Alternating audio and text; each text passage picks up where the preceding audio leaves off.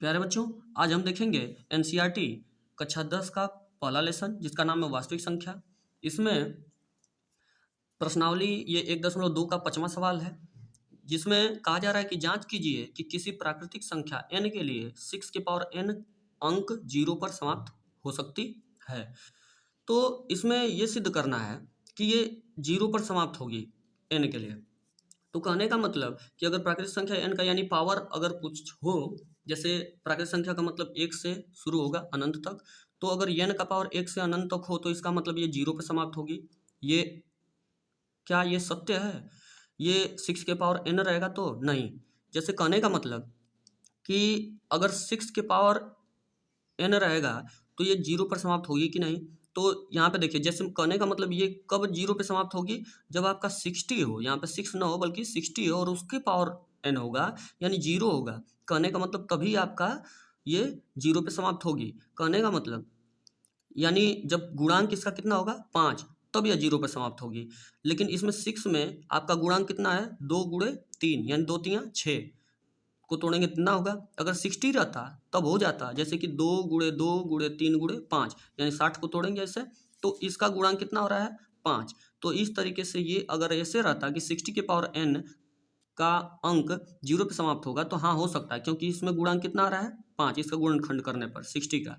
तो इस तरीके से आपका कितना हुआ, गुणांक इसमें 5 है, इसलिए यह क्या होगा, इसका यह 0 पे समाप्त हो सकता है। लेकिन जिस संख्या का गुणनखंड करने पर, जैसे 6 के पावर n का कहा है, तो 6 का अगर गुणनखंड करें तो 2 गुणे 6 हो, 2 गुणे 3 होगा। तो इसमें देखिए गुणांक आपका 5 नहीं है, इसलिए यह 0 पे समाप्त नहीं होगा, क्योंकि देखिए लिखा गया कि इसका गुणांक 5 नहीं है। इसलिए यह सिद्ध हुआ कि 6 के पावर अंक n जो है वह अंक 0 पे समाप्त नहीं होगा। यही सिद्ध करना था। अब आइए अपने अगले प्रश्न को देखते हैं। अगला प्रश्न है कि व्याख्या कीजिए कि 7 इंटू 11 इंटू 13 प्लस 13 और 7 into 6 into 5 into 4 into 3 into 2 into 1 plus 5 भाज्य संख्याएं क्यों हैं। तो इन्हें भाज्य ये हैं तो ये क्यों हैं, इन्हें भाज्य दिखाना है। कहने का मतलब कि भाज्य संख्या किसे कहते हैं, सबसे पहले ये जान लें, जो इस संख्या का 2 से अधिक फैक्टर हो। यानी कहने का मतलब कि जो संख्या अपने से या एक से यानी खुद से या एक के अलावा किसी दूसरे से कटे, दूसरे से भी कटे, उसे भाज्य कहते हैं। और जो संख्या एक या खुद के अलावा दूसरे से न कटे उसे आप अभाज्य कहते हैं। तो इसमें भाज्य दिखाना है, यानी एक से भी कटेगा, खुद से भी कटेगा और दूसरे से भी कटेगा, तो वो भाज्य संख्या होगा। तो यही दिखाना है। तो देख लें कि ये जो प्रश्न है इसको नोट किया हमने, इसमें देख रहे हैं कि ये सब संख्या, ये इतनी संख्याएं हैं गुणे के रूप में, यानी ये एक संख्या है। इसके बाद प्लस या माइनस लगा के अगर दूसरा लिखा गया तो ये दूसरी से, यानी कि इसमें दो संख्याओं का योगफल है। तो इसमें देख रहे हैं कि दोनों संख्याओं में कॉमन क्या मिल रहा है, 13 13 कॉमन ले लिया हमने। इसके बाद फिर कॉमन लेके इसको सॉल्व किया तो 11 7 77, और फिर जो यहाँ पे प्लस, यहाँ पे कुछ नहीं बचा तो एक बचा, तो 1 77 1 78। तो 78 का 13 में जो गुणा करेंगे तो 1014 आया। और 1014 एक ऐसी संख्या है जो अपने से भी कटेगी, 1014 1014 से भी कटेगी, एक से भी कटेगी और इसके अलावा दूसरे से भी कटेगी। तो ये आपका जो हुआ वह भाज्य संख्या हुआ, क्योंकि भाज्य का यही डिफिनीशन था कि अपने से भी कटे, एक से भी कटे और इसके अलावा भी किसी से कटे। अब चलते हैं अगले प्रश्न पे। तो इसमें अगले टॉपिक पे तो देखते हैं कि ये 7 6 5 4 3 2 1 और ये है। तो ये संख्या पूरी की पूरी गुणे के रूप में है, इसका मतलब ये एक संख्या हुआ, ये आपका दूसरा हुआ। तो दोनों का योगफल है, यानी ये दो संख्याएं हैं। देखने को तो कई संख्याएं हैं लेकिन ये दो संख्याएं हैं। दोनों में हमें कॉमन क्या मिल रहा है 5 5 बाहर निकाला हमने, इसको जो बची हुई संख्या है उनका गुणा किया, 1004 आया। इसके बाद ये यहाँ पे कुछ नहीं बचा तो एक बचा, तो 1004 और 1 1005। इसके बाद जब इसका गुणा किया हमने तो 5045 आया। 5045 एक ऐसी संख्या है जो 5045 अपने से भी कटेगा, एक से भी कटेगा, इसके अलावा 5 से भी देखिए कट रहा है क्योंकि आखिरी में 5 है।